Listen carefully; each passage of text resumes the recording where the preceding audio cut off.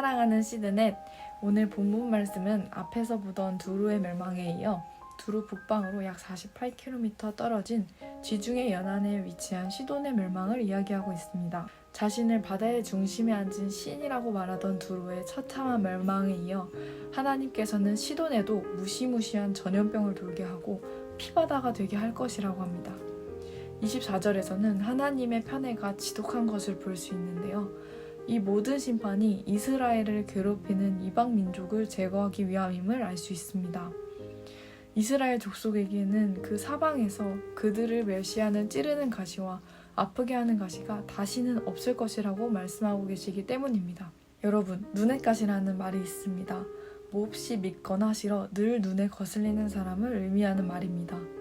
사람이 얼마나 싫으면 손끝에 조금만 박혀도 아픈 가시를 눈에 박혔다고 표현했을까요? 가시가 박히면 조금만 스쳐도 아픕니다.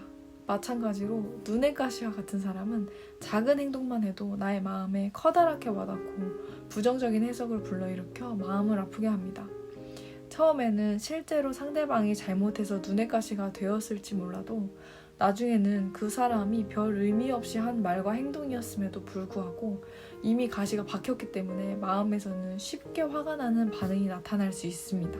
오늘 본문에서는 앞서 멸망한 두로와 시돈이 이스라엘에게 이런 가시와 같은 존재라고 이야기합니다. 하나님은 이들을 완전히 멸망시키며 이스라엘에게 다시는 이런 가시들이 이스라엘을 괴롭게 하지 못할 것이라고 말씀하십니다. 그렇다면 이 말씀을 오늘날 대한민국에 사는 우리에게 어떻게 적용할 수 있을까요? 여전히 우리 주변에는 눈의 가시와 같은 사람들이 보일지 모릅니다. 우리는 선택받은 하나님의 자녀, 이스라엘과 같은 주님의 백성이니까 우리를 괴롭게 하는 저들은 싹 다 심판받고 멸망할 거야 라고 믿으면 되는 걸까요? 저는 오늘 본문을 묵상하면서 예수님께서 이 가시를 제거하신 방법에 대해 생각하게 되었습니다. 그리고 가시가 가시로 느껴지지 않는 방법이 있다는 것을 깨달았습니다. 그것은 바로 가시가 되어버리는 것이었습니다. 고슴도치는 온몸이 가시로 덮여있는 동물입니다. 그러나 그런 고슴도치도 제 새끼는 하마마다고 합니다.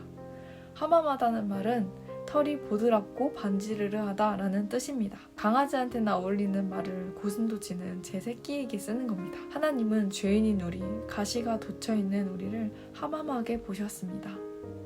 그래서 이 땅에 가시도 친 고슴도치와 같은 모양의 인간의 육신을 입고 오셨습니다.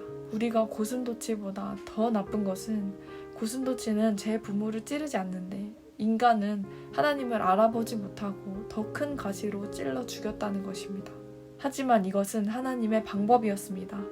하나님의 아들 예수 그리스도는 본인이 죄가 되어 나무에 달리심으로 죄를 끝내셨습니다. 가시가 되어 나무에 달리심으로 모든 가시를 제거하신 것입니다. 그러므로 우리는 예수님을 믿으면 우리를 괴롭게 하는 가시에 대해 죽으신 예수님을 만날 수 있습니다. 그리고 예수님뿐 아니라 나도 그 가시에 대해 죽었음을 성령을 통해 발견할 수 있습니다. 이것이 십자가를 통해 눈의 가시 같은 원수를 제거하는 방법입니다. 눈의 가시는 멸망할 거야 라고 하며 계속 미워하고 마음을 쓰며 아파하는 것이 아니라 가시에 대하여 죽었음을 믿음으로 자유해지는 것입니다. 오메가를 준비하며 저에게 있었던 가시가 제거되었던 일이 있었는지 생각해 보았습니다. 이전에 교회에 있었을 때 한 가지 일이 떠올랐는데요. 몇 년 전에 구본관에 있었을 때 일이었습니다. 제가 소그룹실에 있었는데 미처 예약 시간이 다 되었는 줄 모르고 한 5분 정도 더 있었던 것 같습니다. 그런데 한 언니가 와서 예약했는데 왜 안 나가냐고 다소 불친절한 말투로 내보내는 것이었습니다. 그때 기분이 팍 상해서 바로 기도실로 향해 하나님을 큰 소리로 부르면서 기도했습니다. 저 언니 성격이 너무 안 좋은 거 아니냐고, 저 사람은 안 바뀌는 거냐고 묻기도 했었던 것 같습니다. 그런데 그때 하나님이 주시는 생각이 불현듯 떠올랐습니다. 그 언니와 약속한 사람이 늦어서 예민해져 있는 것이지 내게 화가 나서 그런 것이 아니라는 거였습니다. 당시 저는 그 언니의 상황을 알지도 못했고 헤아려주고 싶지도 않았는데 갑자기 그런 생각이 떠오른과 동시에 마음에서 가시가 제거되고 미움이 눈 녹듯이 사라지는 경험을 했습니다. 만일 그때 제게 있는 가시를 제거하지 않았더라면 예수님이 십자가에서 죽으심으로 오신 성령님의 생각과 연합하지 않았더라면 아직까지도 그 사람의 작은 행동에 크게 미워하고 아파하며 살았을지 모릅니다.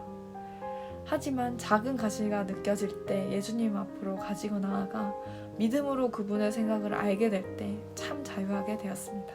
남은 한 주도 그리스도와 연합해 관계 안에서 가시를 제거하고 화합한 한 주를 보내는 시들 되기를 축복합니다. 사랑합니다.